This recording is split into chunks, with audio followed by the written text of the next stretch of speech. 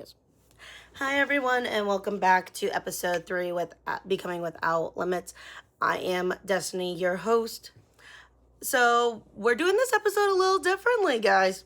So, I have someone very special with me, and I've been with him for 5 years, and he is such an important role in my life. And let's give a warm round of applause to my boyfriend, Ryan Sanchez. Hey. So, Ryan, before we get started, tell us a little bit about yourself.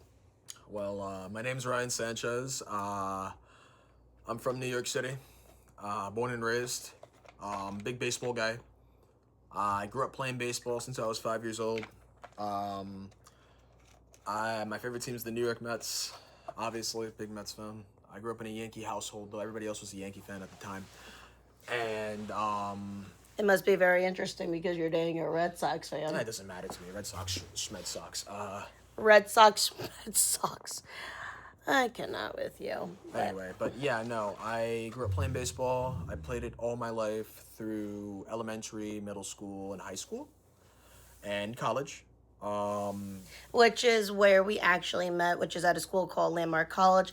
It specializes with people with all different types of neurodivergence, just from simple ADHD all the way to physical disabilities, and as well as some learning disabilities, including dyslexia, and some other ones we're also going to learn about from his perspective, dysgraphia and dyscalculia.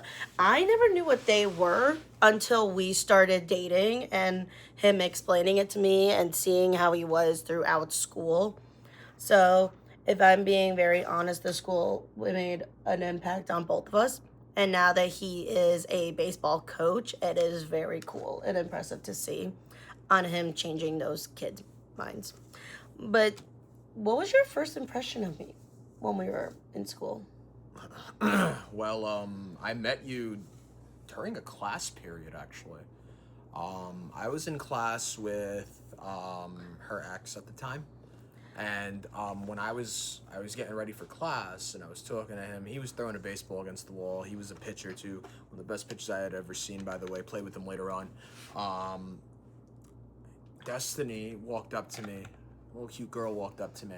Had no idea who she was. And she started talking to me. We had about like a 10-minute basic conversation about where I was from and where she was from and stuff You like thought that. You thought I was originally from California because I had the accent. Yeah, I thought she was from San Diego. That was only because I had went to San Diego a few months before that during my last spring break in high school. And you also had your knee brace. Yeah, that's a story for another day. But yeah, I had met her when I was a minor, 17 years old, kid straight out of high school, playing college baseball for the first time, not even 2 weeks to being on the team. And yeah, it was nice talking to her. I didn't really think anything of it during the time because I was just trying to fly on by, get my studies done, and go to practice every day. What was your first impression of Landmark? Like, I know a lot of people have always wondered, specifically in the Landmark community. If I'm being honest, I am very grateful that there are such many good professors and people out there on that campus. It's very beautiful, and it helped me graduate within a 4-year time span, which was what I wanted to do. But we ended up both having 2 completely different degree paths, and he still works at the school as a staff. So I find that very admirable and cool of him to do that. But outside of that, what was your years looking at baseball when you were at the school? My years looking at baseball? Yeah, when you were with all your coach, like all the different coaches, from Coach Wood, RIP to his dear soul, we all love him, we still do to this day, Tim Beck, and... Yeah, what are you trying to ask me? I'm horrible at asking questions. So this is just going with the flow of like, what was your perception of each coaching mentor that you've ever had throughout Landmark? Well, when I'm talking about those few people on top of Patrick McKenna, all those people. John Wood was really, really tough. He ran his baseball team like like it was a D1 program. He would make us practice every day, no matter what day it was. Even if he had scheduled practices for like 3 days a week, he would make us practice like every day, no matter if it was informal or formal. And we'd be working every day on the quad. You know that. You used to watch us all the time on the quad walking by. I can't. I can't. There was like deny 19 of us. It was a big team. I cannot sugarcoat it. How big your guys' team was? I can't. I My can't first sugarcoat year, it. that was a huge team. That was a 19-man team. But anyway, the roster was huge, and Wood was running the place like it was a D1 do or die school. Fortunately, I showed out, and I earned the job as the starting first baseman when I was a freshman, 17 years old, because he was really impressed with how my offense and my defense was. I had great mechanics, and he loved my swing path, especially Pat, the assistant coach at the time, Pat McKenna. He loved my swing path and my mechanics. Well, I can say it for myself with watching him do baseball the last few years. Like, he's worked so tremendously hard, and now seeing him as a coach, it just changes my perspective on it, if I'm being completely honest. You wanted to ask me about that one? What is your perspective with baseball throughout the years? Well, I've been playing baseball since I was 5 years old. I'm 24 now. Almost 25. What's better than 24? Not doing that joke. But yeah, I was 5 years old when I started playing baseball. I didn't even play T-ball, mind you. I went straight into Pee Wee baseball.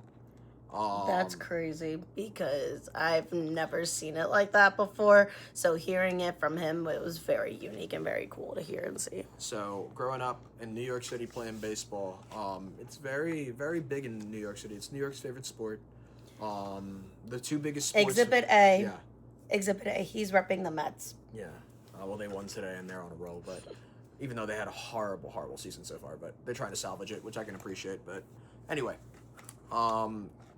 playing baseball in New York City. My brother played baseball. My dad was coaching us. My two cousins that I lived with played baseball. It was through the family. Big baseball household. And I played with a lot of kids. Even though they were little kids, they were very, very, very, very competitive. The league that I played in had a charter that qualified for the Little League World Series a couple times. And that I never knew. You never told me about that. That's I actually never really played cool. Anymore. Evan did though. That's Evan really did. cool. My brother, for anybody that doesn't know, but I growing up, it was very tense, especially when I got into high school and middle school. When I started going to baseball camps when I was 13 in the summer for like 6 hours a day. I cannot imagine playing baseball in the summer heat, let alone I Oh played my God! lacrosse in the summer Let me heat. tell you, they worked us. They worked us like we were in a Dominican baseball camp. Oh my God! Oh my goodness gracious. So we had a few prospects there too. That's crazy. That were practicing there. So That is crazy to know about all that. But anyway, straight from the DR too. So I played with kids from the DR and PR in the Caribbean. But anyway, it was very tough for me growing up, especially in high school, because I had in New York, a lot of people that like to coach baseball, whether it's recreationally or high school or middle school or whatever. They're very, very tough about it because they're very passionate about it. The city is very, very passionate because, you got the Yankees and you have the Mets, and Cooperstown is upstate, and baseball was actually invented in New York and New Jersey. It's the sport in the state that is the most serious. I call him my baseball encyclopedia because if I have any baseball question, I just go to And him. professional wrestling, but And WWE, but which yeah, that's another story for another day. yeah, there's another story. But outside of all your likes and loves, Well, yeah, I and wanted to finish what I was saying. okay, So my sorry, discipline bad. of baseball is very, very tough background because, again, I dealt with a lot of coaches that made me work. It wasn't no soft stuff. It was very, very tough, and especially Tough love. Yeah, you had to fight for your spot, especially in there, because there was thousands to like 100,000s of kids that played baseball in the state that were a lot better than what anyone was in that state, no matter who it was. I was playing with talent left and right. The Lower East Side was one of the most talented neighborhoods in all of the city. And then is this like an unbiased opinion? yeah, for of that, example, or is that from everyone else? Dylan Betances played for the Yankees and Mets. He grew up on Avenue D, and he made it. It's a very tough atmosphere. But that's not the point. Going through the years, then into college, when I started playing at Landmark, being with Wood, being with Pat, tough guys, tough old school guys that I was with.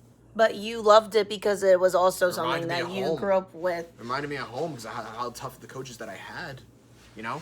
But yeah, outside of that, it kind of did mold me into the character, you know, that I am today, the man that I am today. And it's made me into a man. It's made me who I am. It's made me humble.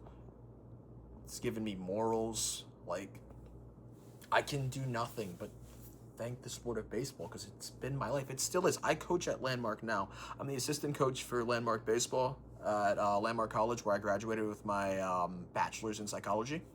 And I got to tell you, it is therapeutic to be around something that I love so much.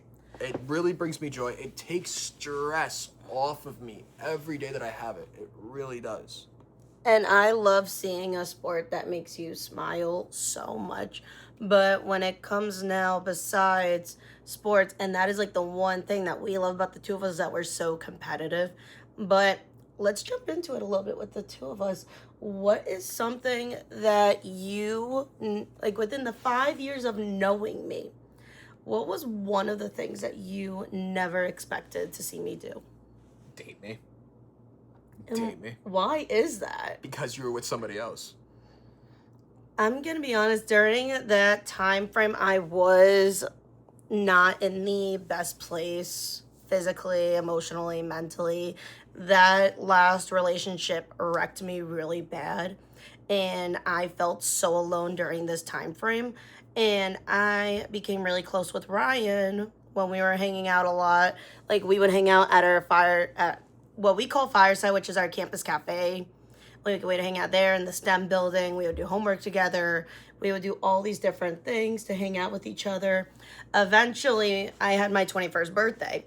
I was alone, almost fully alone, like by myself, because I wasn't really having a lot of people at the time. I just got broken up with, and I asked him what he was doing, and then I said, "Can I come over?" And he goes, "Sure."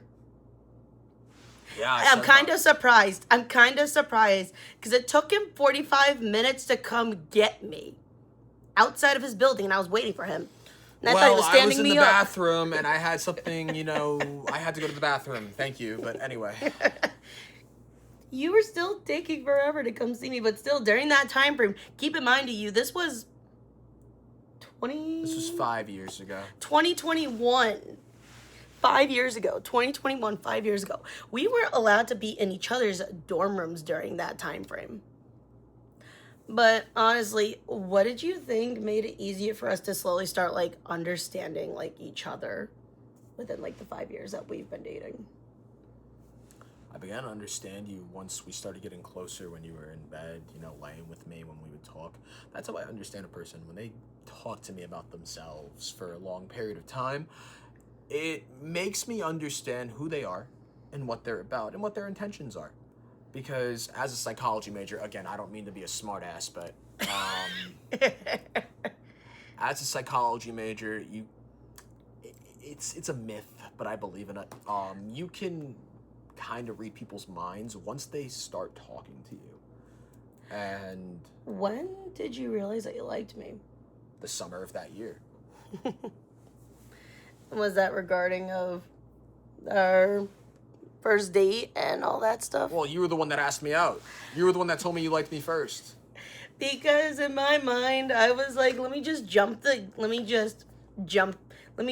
my shot. Let me just, like, try and see what he says. But I also feel like our versions of our love story is so different and so unique, because a lot of people can't say these days that they started out as friends. Even, would you say that we were even friends before we started dating? Yes, we were. Of course we were. That's how it always starts off with everyone. Not relationships these days. If you think about it, it's oh my like, God, these kids are nothing but just going on their computers and talking through a chat and AI bots. Come on. That is true. But what would you say is, like, the biggest takeaway from our 5 years? Biggest takeaway? How much we love each other. You know, we've grown to love each other and bond with each other. And feel it's like made us into better people and more adultish. keep in mind we were kids when we first started dating. I mean, Yeah. I was 21, almost 22. I was 19. 19, about to be 20. It's so crazy. But I think from my version compared to your version are two completely different ones of our relationship. And if I'm being completely honest, like seeing both sides of perspectives, it's really cool to see. But if I'm being real, we were still both figuring ourselves out when we met. We were in college learning how to be independent, but also trying to figure out us, like how to navigate it and what adulthood was supposed to look like, how everything was supposed to look. You helped me through an injury. I suffered a knee injury my senior year, and then he suffered from his grandfather passing. And that wasn't even year one. That wasn't even year one of our relationship, which is so crazy. But what are things that you remember from the beginning of our relationship and things that were calling it, like, what made you realize that it was starting to become serious? It became serious in the summer before you even asked me out. You were so keen on being with me, and I was too. And though it took hold you... on. Okay. When the school year started, I asked you to be my girlfriend. At the same time, I was running a ship because I was the captain of the damn ship. And that ship that you were very stressed out about trying to get that ship all figured out. Well, it was the baseball team. I was the captain of the baseball team. What can you do? And probably the most popular athlete in the school at the time. Who said I love you first between the two of us? You did. And then I challenged you on our first date. Yeah. She said I love you first. But, yeah, no. I was captain of the baseball team, reeling off an MVP season the previous year. And I became the most popular athlete in the school because of how social I was. You were very social. Even though you say you, like, that fun fact, you do socialize, but you're also very selective on who you're around because you always want that energy. And I call it your energy circle because you have such an energy circle of, like, the tight-knit group of friends. You probably heard that from my mother, but, yeah. I love his mom. I love his mom. So anyway. She's sweet. So anyway, yeah, no, I just have I have instincts that tell me who to be around and who to not be around. And that's like the one thing I love about him is that he taught me how to see the bad in people because I've always believed in the good, and I feel like that's kind of like the yin to our yang. And I'm even laughing right now because we didn't even plan the fact that I was wearing white and he's wearing, like, dark colors. So it's like that yin and yang type of vibe. I'm wearing gray. Okay. Wait. Oh, yeah, that is gray. I'm wearing gray with black pinstripes, sweetheart. Come on. Well, it's the Mets colors. No, the Mets are blue and orange. Oh, I know. This is their City Connect jerseys. Yeah. But what do you think our relationship is going to look like in the next 5 years? Depending on, again, I don't look into the future too fast. I wait for things to happen so that I don't overplan and then I don't have anything resource-wise to complete that goal. I think that's one of the things that I love about us is that I've been such a crazy time. I want to plan everything, want to get all of it done. And he's teaching me how to stop. It's ridiculous. But... You love me. It's to stop and slow down. And I think one of the things that I love most about our story is that we didn't meet when we had everything figured out. We've basically watched each other grow up in, like, a weird aspect of things. Like, I've watched him grown up with, like, going through his grandfather's funeral and someone with him watching me go through my grandfather passing. But something that I also really want to open up on a little bit more in this episode, it's what it's like to be with someone who is autistic and who is on the spectrum, and where Ryan isn't autistic, but he has learning disability. The learning disability is different than being neurodivergent. But before you started dating me and all these things, and if I'm being honest with you, how much did you know about autism before we started dating? Well, my cousin's autistic. And I actually did not know that until I got tested for my learning disability when I was in high school, and he's autistic. And after that, I mean, there was a time where I was, mean, and I used to make fun of that. But, going to Landmark and seeing other kids that were autistic, I've played with autistic kids on the baseball team that were very good. And, made me realize that autism is more like a superpower, if anything, for people like you. Is that how you also see it with and if I'm being honest, because we both work around kids, but we work on different types of aspects with kids, but do you think that's what has taught you to have a little bit more openness when it comes with neurodivergence and autism and autism well, acceptance? Here's the difference. I work with college kids. You work with infants and toddlers. That is true. But we still both work in a same type of environment, but same type of environment, but different age groups. So. But what did you have any misconceptions of autism growing up, or when you were looking at your cousin, you're looking at the outside looking in? What were your thoughts on seeing all those different types? Well, I used to laugh at it when I was younger because I didn't know any better. I was a young kid. But would you think that's because you were trying to be socially acceptable of oh, this person's laughing about it, I gotta laugh about it, that I'm type of thing? I'm gonna be honest with you, I genuinely thought it was funny back then. I genuinely did. And I think that's unique. Genuinely did. I legitimately thought it was funny when I was younger, when I was way younger. But knowing me that I was autistic, did that make you nervous about dating me, or No. did it not? No. After I went to Landmark, it really didn't, because everybody around me had something. They were tested for. And that's where your autism perception changed, while we started dating. See, look, here's the thing. I'm not autistic. I don't have ADHD. I don't have any of that stuff.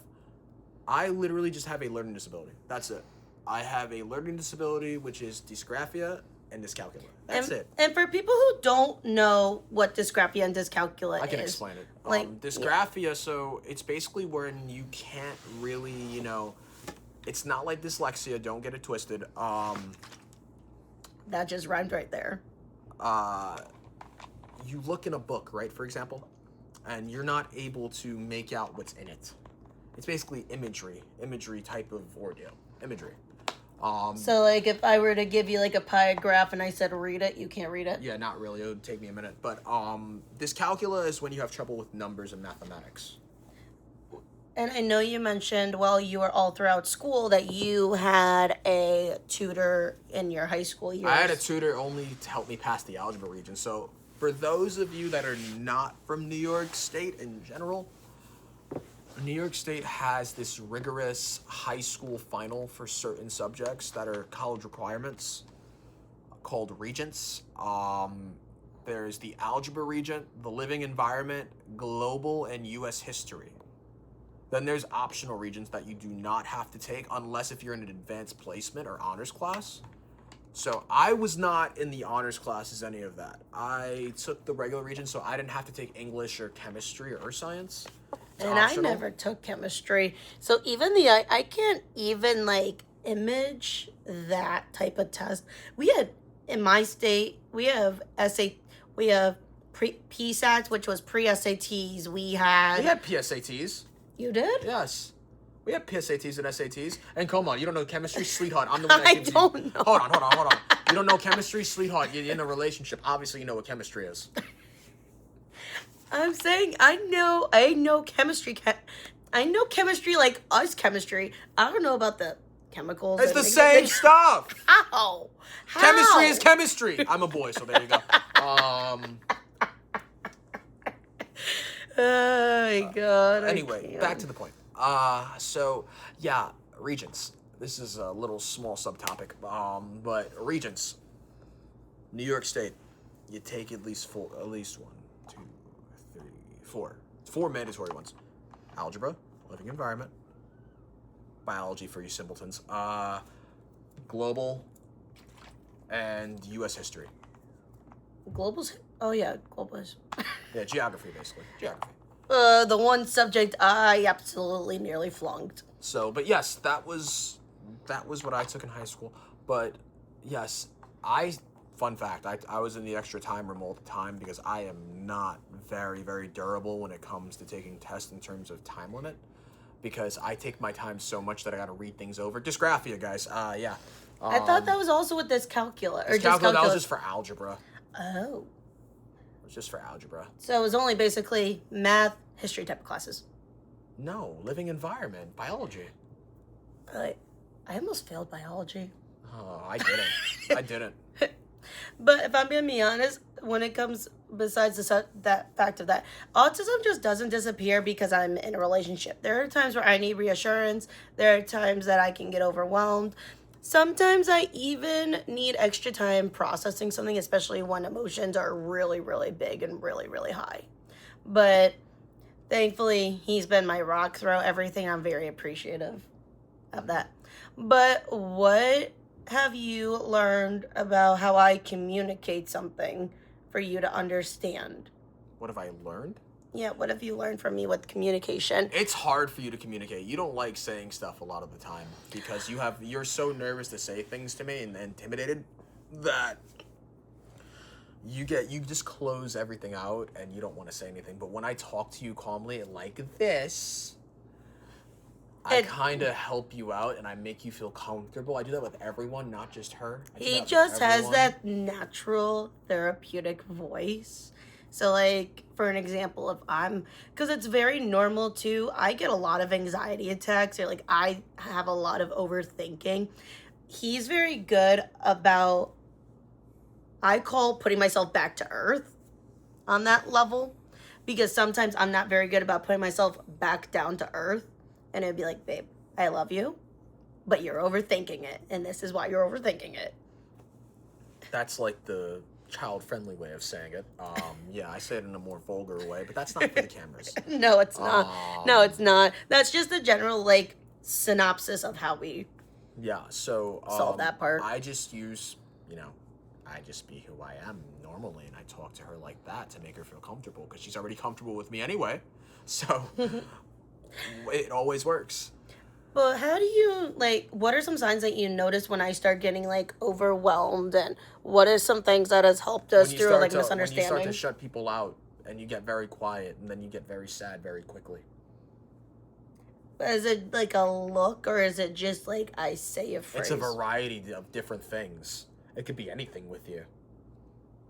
And that's, like, the one thing, too, that I feel like has come to, like, notice when I'm neurodivergent. Like, when being neurodivergent, everyone peels off their anxiety differently. I'm not saying this is one story or another. I'd rather just be transparent from that from the beginning. But this is how it is transcribed between the two of us. But it doesn't mean that's another couple story. Every couple's different, no matter if you're neurodivergent or not. Yeah, and that's true. If you're neurodivergent or not, everybody's got a different story. It don't matter who you are.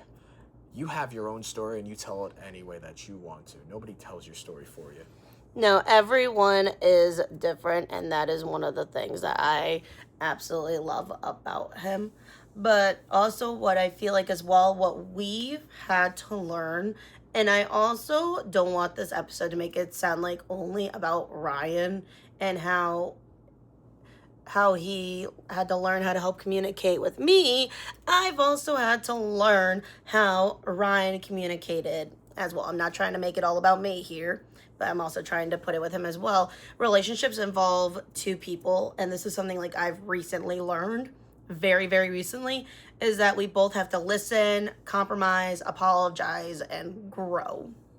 And if I'm being honest, it's one of those things on where we both learn along the way with each other, and you're constantly going to learn no matter how long you've been in a relationship with someone.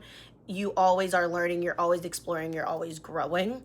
But between the two of us, and this is a question for both of us to bounce off of, what has been our biggest communication lesson in the last 5 years? To not hide anything from each other. Yeah. To not hide anything. That has always been the problem. Nobody wants to say anything, and then when somebody says something, they feel hurt. Right. Which is where I say, like, honesty is the best. And that is where, like, I can say on my end, like, I think that's where my anxiety comes into play, is that I'm afraid of, like, hurting the other person's feelings, because I'm so obsessed about keeping it perfect, keeping it filtered. but learning very, very recently that like our communication is back and forth, but we always have to be on the same page.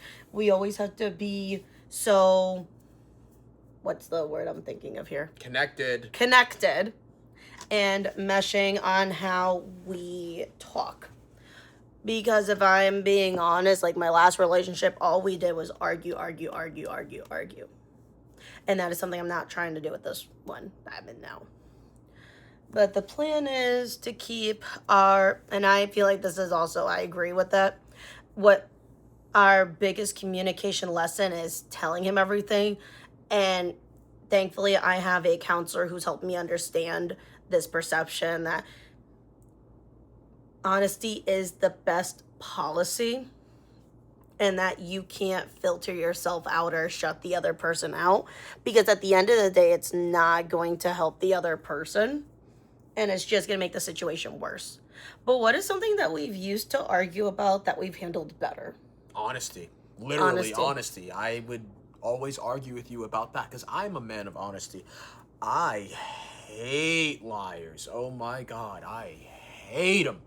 And with that communication issue in mind, you always had a problem not, being truthful a lot. And we would argue about that and honesty. And honesty is key with me. Please be honest. Because if you're not honest with me, then how can you be honest with yourself? And that is very true. And that is another thing I've also had to learn myself, is that even with him being honest, all I just have to say to him now is, hey, can I be honest with you? Thank you. That's what I appreciate. And it comes off with a positive connotation response. And that's what makes me smile and love this man even more. But how have we grown since the beginning? Like, how have we grown? By talking. By showing each other things that we didn't know morally. Being honest with each other. And trying out new things that were not in our comfort zone. What was one of those things that we've tried out of our comfort zone? I wouldn't really specify, but I'm not trying to specify my business too much. But what do you think has helped us make it almost to 5 years? Like, what do you think has helped us? Honesty and loving each other. Honesty, loving each other. Mainly. Those two factors alone. Because you grow by being honest with the person that you love and loving them for who they are.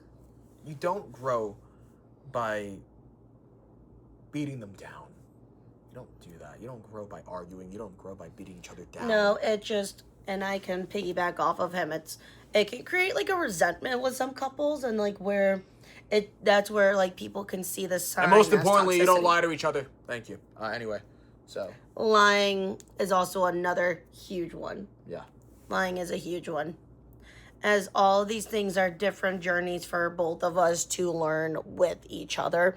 At the end of the day, like, dating is not easy. We also have been doing distance for 5 years, so that's also where it gets hard sometimes, but we keep constant communication. We text, we call, we FaceTime, and all that stuff, honestly.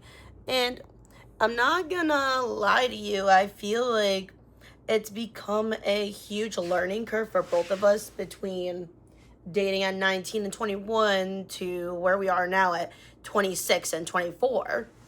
Like, it's very crazy to see how much that we have grown up. But I also think one of the biggest things when it comes to our biggest fears is that when you grow up, feelings is different. Wondering whether somebody will really accept all of you, not just the easy parts, not just the fun parts. Like, I'm not gonna lie to you, all of you. And that's one of the things where it was very hard for me to open up with certain things because I got very scared that that person was going to leave. But in regards to you, was there anything with like my autism that has like surprised you? How quirky you are, for number one. Number two is I can see how you mean when you say that your autism interferes with a lot of things that you don't understand, but I don't see it at the same time. But I can see what you mean sometimes. It's like the whole 50-50 perception of sometimes I just need to fully outsay it, sometimes I just need to act upon it, take those actions, and make it stronger. Yeah. What is something about me that you think that people misunderstood? That you start problems, and that you're a troublemaker. And like, can you elaborate more on that? It's because a lot of people have labeled you as a troublemaker, and that you like drama when you kind of inadvertently get yourself involved.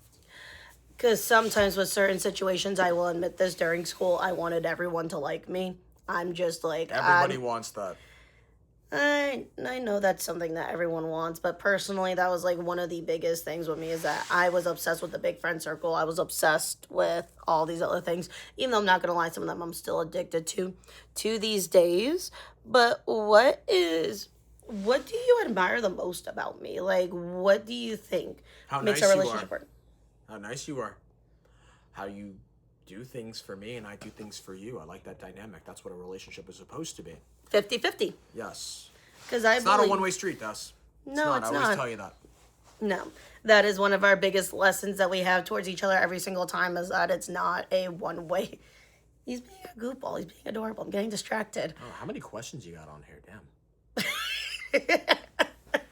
Well, we're just going back and forth about it. You got like a whole booklet. Like, wow. It's like you wrote like 4 chapters in this. I'm going to have to edit that part out. But for me, one thing that I appreciate that Ryan doesn't treat my autism like it's my entire identity. It's part of who I am, but I'm also his girlfriend, his best friend, and probably who annoys him the most sometimes. My phone's always blowing up. I can't help it. I love him for it. I really, really do. And I think there can be some misconceptions about autistic people dating or having long-term relationships. If I'm being honest, I was told I was never going to get into a relationship. But if I'm being honest, I also want your perspective on it too. With what? What do you think people misunderstand about dating an autistic person? They think they're slow, and they think they're not smart. They think that just because they have autism, they're mentally inept to everything. Do you think our relationship has dramatically changed differently from other people's relationships? I wouldn't compare anybody to anyone. I don't compare myself or my relationship to anyone else because they're not involved. I'm focused on what I'm doing. What do you think matters more, whether a person is autistic or neurotypical? Does it matter, or do you think it's just because how the person is? Doesn't matter. It's just a saying for what you're diagnosed with. You're still a person at the end of the day. And that's what I love about him. And I think at the end of the day, we're just two people trying to figure out a relationship just like everyone else.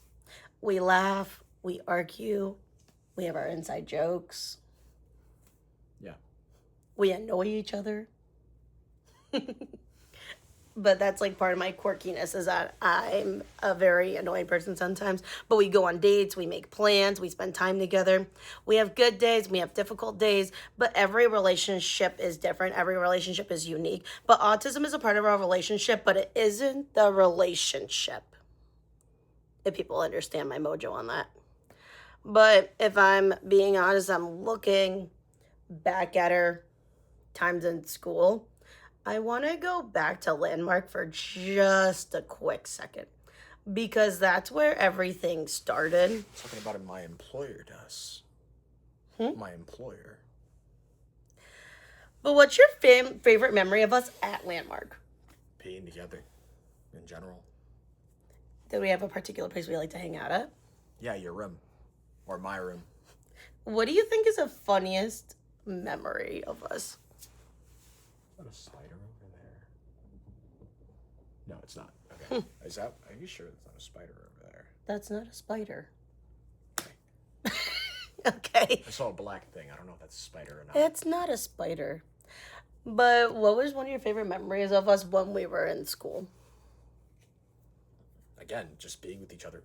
Every But moment. you don't- Every moment was a memory. There's too many. I don't choose one of these. What do you think is the funniest one? I think the funniest one was when I was chasing you around in crutches at Fireside. Yeah, I would say that one. Yeah, so for people who don't know, I had a knee injury 5 years ago, December 2021, and I was on crutches for the following semester. And I just ran around after him and two of his friends. Actually, no, it was you and one other person. I forgot who it was. I forgot who it was too. But it was one of those things. But if I'm being honest, what did you miss the most about that time frame? Playing baseball, spending time with you when I was there with you, before I spent the rest of my time there alone because you graduated. That is true, but I also got COVID the day I was supposed to walk across the stage. But if we have never gone to Landmark, we probably wouldn't have met. And that's kind of crazy to think about. Almost 5 years later, here we are. And he's on my podcast and he's joining me with it. But we're coming up on 5 years together, which is wild. I cannot begin to fathom. Thank you. My idea about us being together for 5 years. It is my longest relationship. And I'm going to be honest. What are you the most proud of with our relationship? Growing up and maturing. That's pretty much it. That is true. But is there one way I've changed since you've met me? You grew up. You're growing up still. But I'm still growing. yeah. But what has our relationship taught you? How to be on my own. Pretty much. Sorry, it's just this is like a very long time, and I'm just trying my best here. No, it's okay. There's nothing to be a perfectionist of. But I want to do something fun. And we're not going to overthink this. Who said I love you first? You did. So we're going to point to the person who we think this question is. Who is more stubborn? Why are we doing this TikTok crap? Oh. Who apologizes first? You. Who's more competitive? I think you are. I would say me. But Who takes longer to get ready? me. Who's more likely to get hangry? You. I fall asleep first all the time. Who is more dramatic? You. Who spends more money? You. Who's more likely to start? Yeah, that's me. Who's more likely to start an argument over something stupid? Yeah. You. Who gives better gifts? Me. Who's more romantic? That's That's 50-50. I think you're funnier, and I think you're more organized than I am. I don't know. Do you think you would survive on who would survive on a reality TV show? I'm not answering that question. One word to describe our relationship. Growing. Fun. And a deeper question that I want everyone to think of. I want to ask all of you, audience, to prepare for this question. If you can go back to the very wait, no, that's not a question for everyone. Scratch that. If you can go back to the very beginning of our relationship and tell yourself one thing 5 years ago, what would it be? You're gonna grow up. Mm-hmm. And for me, I think I would tell my younger self not to be afraid of being loved exactly as I am. And being able to have my real version of myself showing. But when you spend a lot of your life feeling different or misunderstood, sometimes you start believing you need to change yourself before somebody can really love you. And I've learned that the right relationship shouldn't require you to erase who you are. And that is something that I strongly and firmly believe in. And my last question for you, if you can describe what loving someone who is autistic has taught you in one sentence, what would you say? Acceptance. Love that. If there's one thing I hope people take from this episode is that love isn't about finding someone exactly like you. It's about finding someone who's willing to learn, communicate, grow, and keep choosing you while you're meant to be. One relationship isn't perfect, and neither is ours. And we've had almost over 5 years to learn, but that's kind of the point. Love isn't about perfection either. It's about progress. And before we go, I have one question for everyone who is listening. What is one thing with your relationship, romantic or otherwise, has taught you about yourself? Leave your answer in the comments below because I love to hear it. Ryan, I thank you for being my first guest on Becoming Without Limits. And thank you to everyone who has watched or listened today. If you enjoyed hearing my story and all of our story, give us a thumbs up, subscribe, like a comment to this episode for someone who has enjoyed it. We met at a college designed for students who learn differently. We both trying to figure ourselves out. Somehow we found each other along the way. Almost 5 years later, we're still doing all of these things together. Your relationship doesn't have to look like anyone else's. Your timeline is your own, and no matter what, you know there's progress over perfection. We'll see you in the next time on Becoming Without Limits. Bye.